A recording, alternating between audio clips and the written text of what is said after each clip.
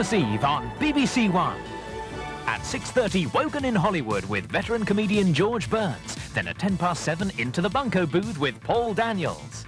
At 8, All Creatures Great and Small and a Rare Purchase. Good heavens, your eyes have gone quite green. There's a blind date for Bruce Willis and Kim Basinger at 9:50. Walter, if you'll just drop me up at the nearest hotel. What? And bring an end to this glorious evening? At 11:25, families split by the threat of war in the Gulf celebrate together by satellite. Then at 12:25, Midnight Caller. And in the morning, look at the faces of your kids when they head for the tree to open their presents. And just take a moment to feel the warmth that comes over you. Happy Christmas from BBC1.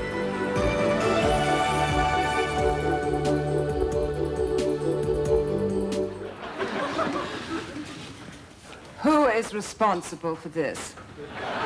Comedy in retirement for Margaret and Dennis of Dulwich in 15 minutes.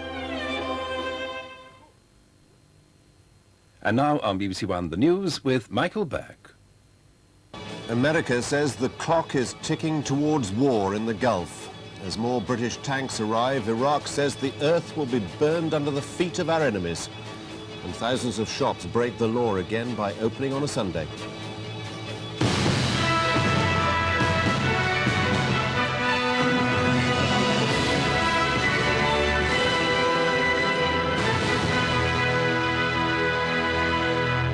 Good evening. The American Defense Secretary, Dick Cheney, who's on a tour of the Middle East, has said the day is drawing closer when they may be forced to resort to military force.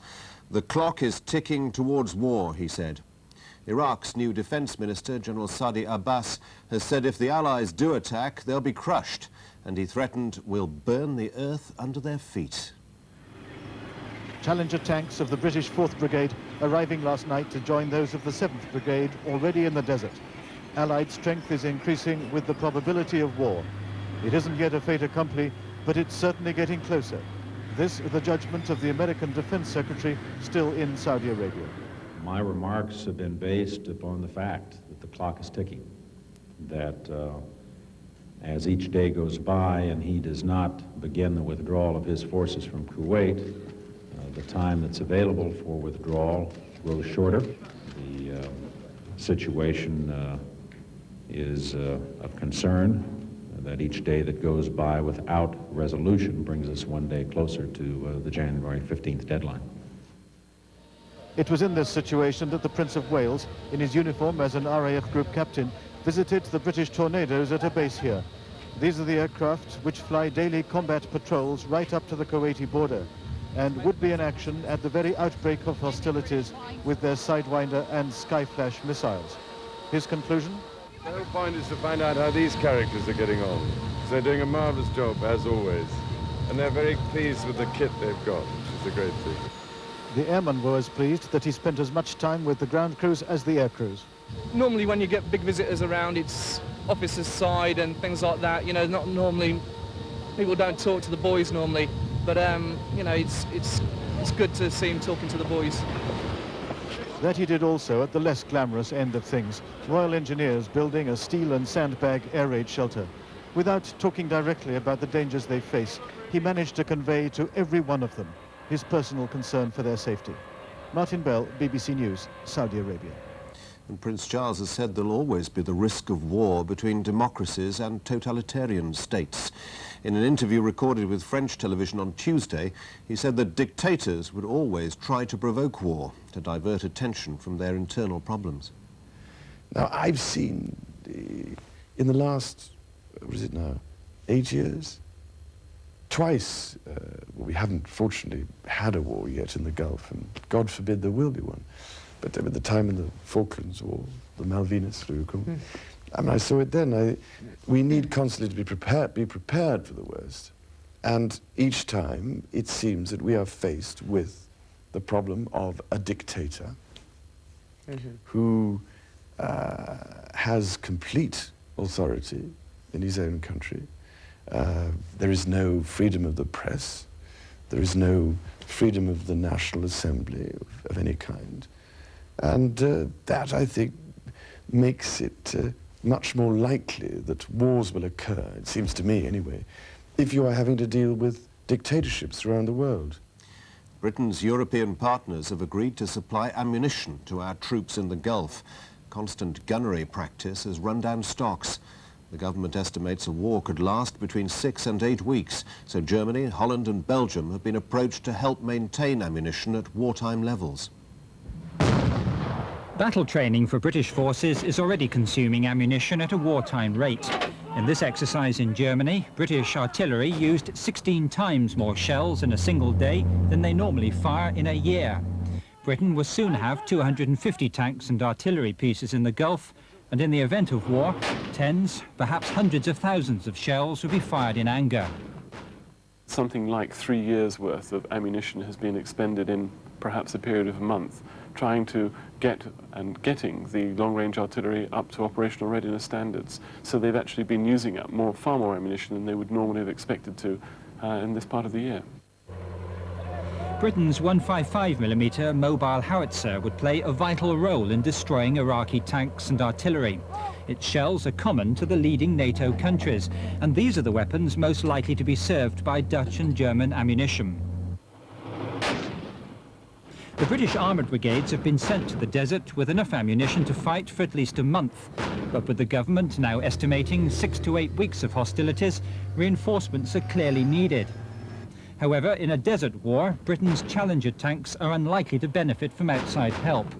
In manoeuvres, they've proved their endurance and their firepower, but their ammunition isn't widely held outside the United Kingdom. Army sources say there's no shortage of ammunition, but these are expensive exercises. The Americans recently criticised non-combatant NATO countries. Their material help will now be welcome. In Iraq, preparations for Christmas are going ahead as usual, despite the threat of war. The country has a sizable Christian community, and the Western trappings of the festival are appearing on the streets of Baghdad. It's not quite what you'd expect to find in the streets of Baghdad. An enormous stuffed Santa Claus for a mere £450. Nor would you expect to see Christmas trees for sale by the dozen. In the big hotels here, they've been putting the decorations up for a week now. Partly, of course, it's just another aspect of the reach-me-down Western culture which seems to pervade the entire world. But many of the children who turned up with their mothers at this hotel children's party were themselves Christian, part of a community 1 million or so strong in Iraq. So Father Christmas is part of their lives too, even though the presents he handed out included things like models of American military helicopters, which could be in action here soon. And even on a big occasion like this, there were songs of praise to Saddam Hussein. Nearby, the Seventh-day Adventists were singing carols in Arabic.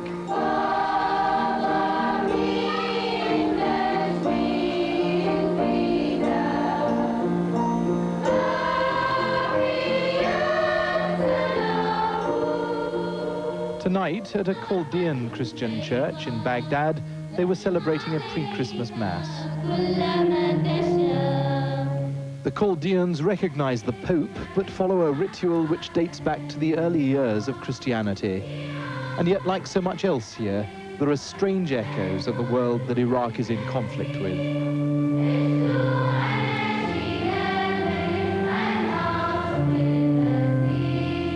John Simpson, BBC News, Baghdad.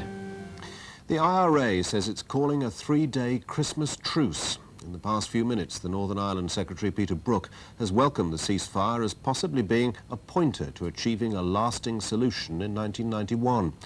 Mr. Brook said he hoped the message that terrorism would not be allowed to succeed was taking root, and that recognition had dawned that there was no future for terrorism. The leader of the Ulster Unionist Party, James Molyneux, said criminals deserve no medals for ceasing criminal activity.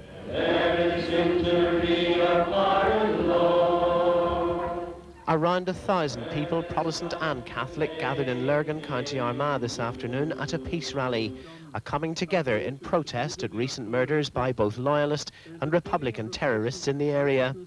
The IRA announced what it calls a 3-day ceasefire just hours later, something obviously planned for several days.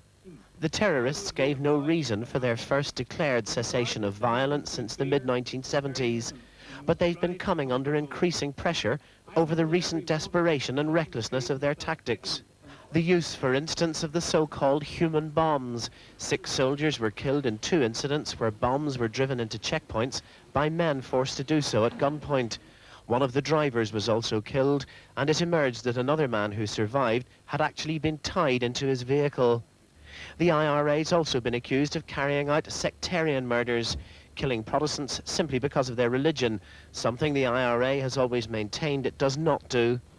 The RUC warned of an increased IRA campaign over the Christmas period, and indeed a series of hoax bombs in Belfast were intended to hit businesses. But the violence hasn't emerged, possibly because the security forces were on alert and also strengthened by 500 extra troops. So there's propaganda value in a ceasefire. It makes it look like the IRA has the initiative, and it's also aimed at an international audience in places like the United States. A 3-day suspension of Republican terrorist activity, while welcome to the people of Northern Ireland, is nonetheless meaningless if murder resumes afterwards. A long-term end to violence seems as far away as ever after more than 20 years of the Troubles. There's been a public protest in Moscow over the dangers of dictatorship, the issue that led to the resignation of the Foreign Minister, EDUARD Shevardnadze. Speakers said it was wrong to hand over too much power to the president or to the army. About 2,000 people gathered in sub-zero temperatures to denounce what they see as an offensive by reactionary forces. Speakers proclaimed their support for Eduard Shevardnadze, who said he'd been hounded by military hardliners. His warning of impending dictatorship is haunting political discussion here. Some believe the reactionaries already have the upper hand. This is the first step towards a bloody dictatorship, the first step towards repeating our bloody past.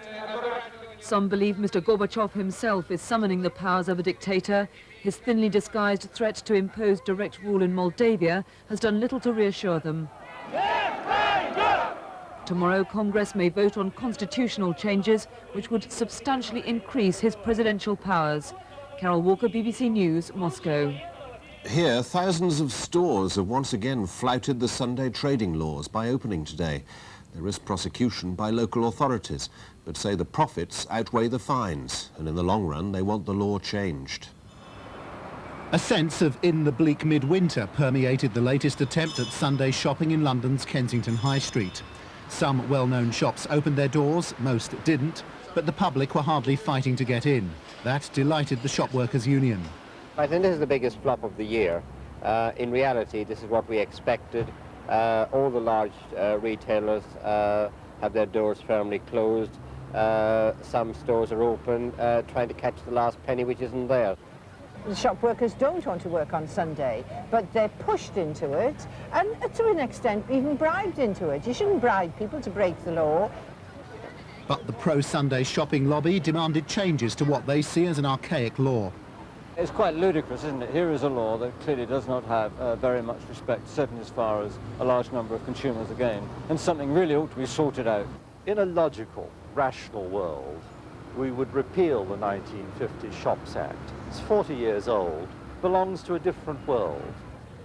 And those shoppers who did turn out were emphatically in favour of Sunday opening.